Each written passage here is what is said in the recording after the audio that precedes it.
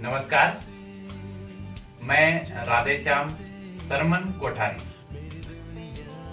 आज आपके सामने लाइव आया हूं और इसका जो उद्देश्य है, कल 14 अप्रैल को डॉक्टर बाबा साहेब अम्बेडकर की 131वीं जयंती थी और इस अवसर पर नौगांव सभागार में मुझे प्रबोधन का अवसर दिया गया और मेरे जो प्रबोधन का विषय था आधुनिक भारत में आजादी के दो आंदोलन, जिसकी जो वीडियो है मुझे प्राप्त नहीं हो पाई और जो हुई वो आधी हो पाई, जिसके कारण जो मेरे फॉलोवर कहें या जो मुझे सुनते हैं उनके दिमाग में यह प्रश्न है कि वह आंदोलन क्या थे, क्योंकि प्रबोधन की जो वीडियो थी उनमें उन आंदोलन के उद्देश्यों को दृष्टिगत नहीं रख पाया था। आपको बता दूं कि आधुनिक भारत में आजादी के दो आंदोलन समांतर रूप से चले। पहला आंदोलन जो हमें इतिहास में पढ़ाया जाता है, आजादी का आंदोलन, स्वतंत्रता का आंदोलन अंग्रेजों के खिलाफ, यानी ब्रिटिश हुकूमत, ब्रिटिश सरकार के खिलाफ जो आंदोलन था वो आंदोलन था राजनीतिक आंदोलन, यानी सत्ता के हस्तांतरण का आंदोलन। लेकिन इसी के समांतर एक अन्य आंदोलन चल रहा था जो था सामाजिक आजादी का आंदोलन, क्योंकि जब अंग्रेज या ब्रिटिश सरकार भारत नहीं आई तो भारत तमाम रियासतों में बटा हुआ था और तमाम रियासतों में जो उच्च वर्ग के शासक वर्ग थे वही राज करते थे।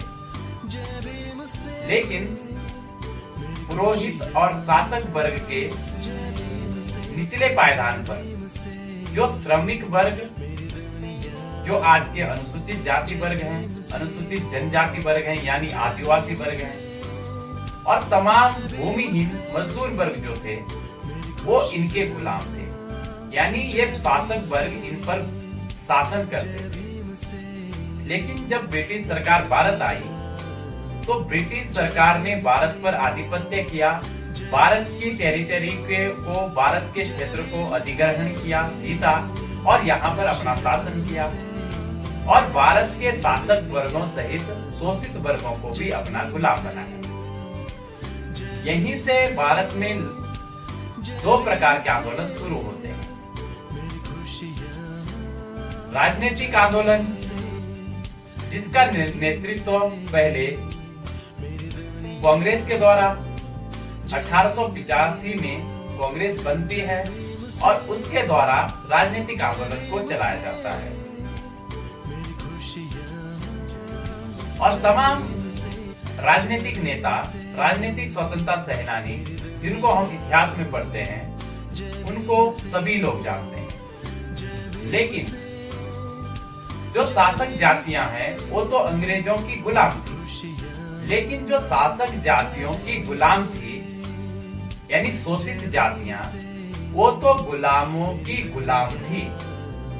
अंग्रेजों के गुलाम शासक जातियां और शासक जातियों के गुलाम शोषित जातियां, यानी जो शोषित जातियां हैं वो एक तरफ शासक जातियों के गुलाम हैं और जो शासक जातियां वो अंग्रेजों के गुलाम हैं, यानी आज के SC, ST और OBC ये गुलामों के गुलाम हैं।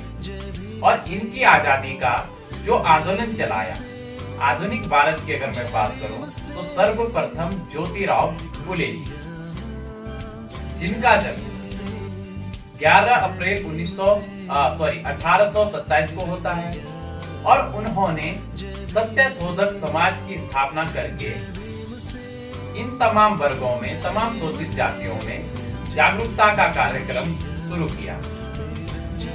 साथ ही साथ उनकी पत्नी सावित्रीबाई फुले ने महिलाओं को शिक्षित करके, विधवाओं को शिक्षित करके तमाम कुरीतियों, सती प्रथा और उस जमाने की जितनी भी कुरीतियां थी उनके खिलाफ आंदोलन किया और इस सामाजिक आंदोलन को, सामाजिक जो ये गुलामी थी इसके खात्मे के लिए आंदोलन चलाया।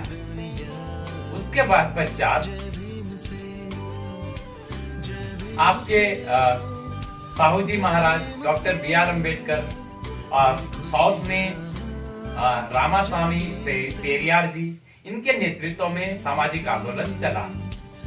अगर राजनीतिक आंदोलन की बात करूं, शासक जातियों का जो आंदोलन था, राजनीतिक आंदोलन यानी सत्ता का हस्तांतरण का आंदोलन, ये 1947 15 अगस्त 1947 को पूरा हो गया, क्योंकि 15 अगस्त 1947 को ब्रिटिश हुकूमत ने, ब्रिटिश सरकार ने स्वतंत्रता की जो बागडोर थी यानी सत्ता की जो बागडोर थी वो सीधे शासक जातियों के हाथों में दे दी। लेकिन सामाजिक जो आंदोलन है, सामाजिक जो आंदोलन चल रहा है वो आज तक भी पूरा नहीं हो पाया। अगर कागजी बातों में कहें, कानून के तौर पे कहें तो 26 जनवरी 1950 को भारत का संविधान लागू हुआ और भारत के तमाम नागरिकों को समान मूल अधिकार प्राप्त हुए और उस दिन से सामाजिक आंदोलन पूर्ण हुआ। लेकिन बाबा साहेब का जिस प्रकार का अंतिम भाषण था संविधान सभा में, कि संविधान कितना भी अच्छा क्यों न हो, अंततः बुरा साबित होगा यदि उसे इस्तेमाल में लाने वाले लोग बुरे हैं, और संविधान चाहे कितना भी बुरा क्यों न हो, अगर उसको इस्तेमाल में लाने वाले लोग, लागू करने वाले लोग अच्छे हैं तो संविधान अंततः अच्छा ही साबित होगा। इसी के परिप्रेक्ष्य में संविधान 26 जनवरी 1950 को लागू हो गया। भारतीय नागरिकों को, तमाम नागरिकों को, निम्न जातीय नागरिकों को, शोषित जाति के नागरिकों को, शासक जातियों के नागरिकों को समान अधिकार प्राप्त हुए। लेकिन भारतीय समाज की जो संरचना है, क्योंकि भारतीय समाज एक बहुमंजिला इमारत की तरह है। बाबा साहेब कहते हैं भारतीय समाज या हिंदू समाज बहुमंजिला इमारत की तरह है, जिसमें बहुत सारी मंजिलें हैं। उसमें सिर्फ दरवाजे हैं, न तो खिड़कियां हैं और न ही सीढ़ियां। यानी जो जिस मंजिल पर जन्म लेगा उसी मंजिल पर मरेगा। यानी जिस जाति में वो जन्म लेगा उसी जाति में हमेशा रहेगा। जो अछूत है वो अछूत रहेगा और जो विशेष अधिकार वाला तथाकथित स्वघोषित उच्च जाति है वो रहेगा। यानी भारतीय समाज की जो संरचना है वो चतुर्वर्णीय व्यवस्था है, ब्राह्मण, क्षत्रिय, वैश्य और शूद्र, जहाँ ब्राह्मण हमेशा सर्वोच्च रहेगा जन्म के आधार पर और शूद्र इन तमाम वर्गों की सेवा करेगा।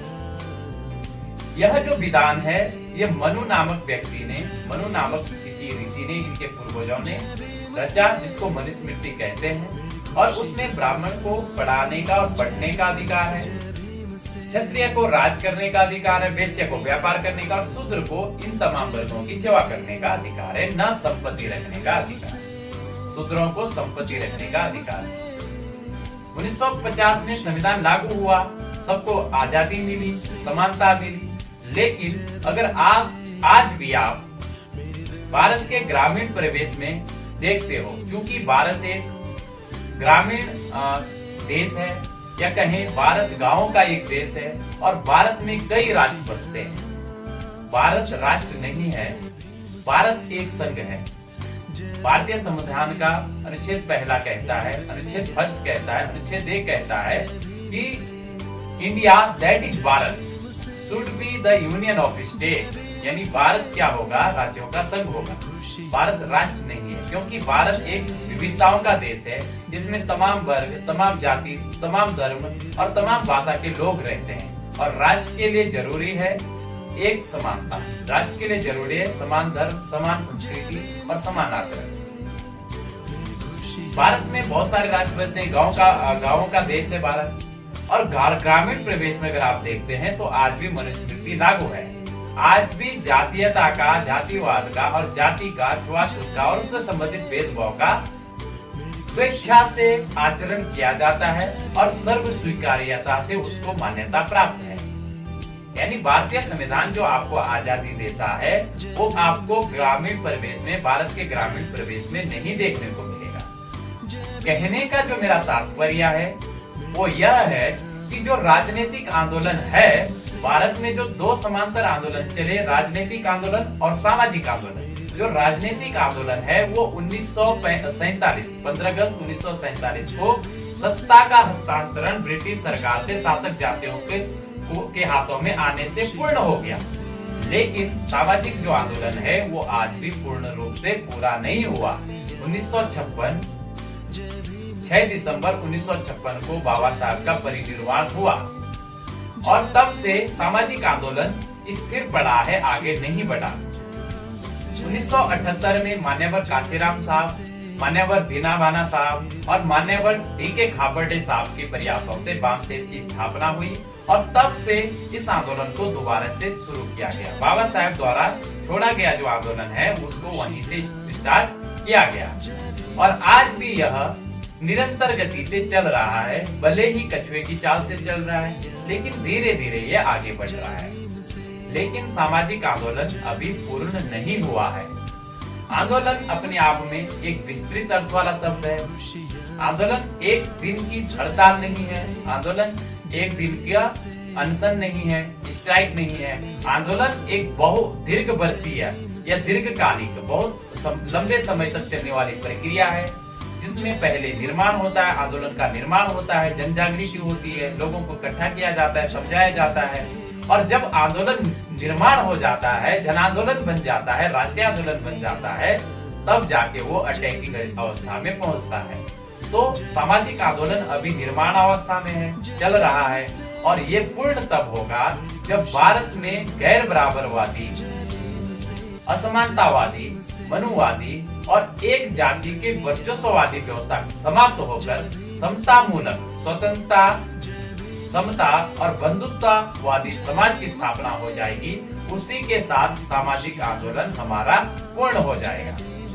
तो कहने का मेरा तात्पर्य है कि हम लोग भारत में सिर्फ एक आंदोलन की बात करते हैं, वो था राजनीतिक आंदोलन, जिसका मुखिया आधुनिक भारत में गांधी जी को माना जाता है। लेकिन जो सामाजिक आंदोलन है वो बुद्ध काल से, बुद्ध ने भिक्षु संघ बनाया, संत तुकाराम जी ने वारकरी संघ बनाया और जो कबीरदास जी हैं उन्होंने भी क्रांति करी और प्रेमाश्रय जो विचारधारा है उसमें उन्होंने काम किया। उन्होंने निराकार पार ब्रह्म की को पूजा, न कि किसी राम रहीम को उन्होंने पूजा। उसके बाद ज्योतिराव फुले ने सत्यशोधक समाज बनाया। साउथ में, दक्षिण भारत में पेरियार साहब ने द्रविड़ आंदोलन चलाया और नॉर्थ इंडिया में डॉक्टर बाबा साहब ने क्रांति करी। और एक बात मैं आपको और बता दूं, बाबा साहब ने महार तालाब आंदोलन 1927 को लड़ा, लेकिन 1925 में ऑलरेडी उत्तराखंड में मुंशी राय बहादुर मुंशी हरिप्रसाद टमटा जी ने 1925 में ऑलरेडी ही पानी का आंदोलन जीत किया था। यानी उत्तराखंड में 1925 में ही पानी पर अधिकार हो गया था, पानी के लिए संघर्ष शुरू हुआ और मिल गया था। और उत्तराखंड के अंबेडकर, प्रवृत्ति अंबेडकर, मुंशी हरिप्रसाद टमटा जी, उनको भी मैं नमन करता हूं, क्योंकि उत्तराखंड के मसीहा वही हैं और उनके ही तहत हमें शिल्पकार का नाम मिला है। और उन्होंने शिल्पकार सुधार समिति, इसके अलावा समता साप्ताहिक जो उन्होंने खोला, इसकी मैं बात करूंगा किसी अन्य वीडियो में। लेकिन यहाँ मेरा उद्देश्य था आधुनिक भारत में दो प्रकार के जो आंदोलन चले, जिस पर मैंने कल अंबेडकर जयंती के दिन पर प्रबोधन दिया था, लेकिन वो रिकॉर्ड नहीं हो पाया था। और मेरे सोशल मीडिया पे, सोशल टूल्स पे बहुत सारे ऐसे प्रश्न आ रहे थे कि सर इसका ऑब्जेक्ट क्या है, आपने बता तो दिया लेकिन जो वीडियो है वो पूरी नहीं मिल पाई है, इसलिए मैंने इस वीडियो को बनाया।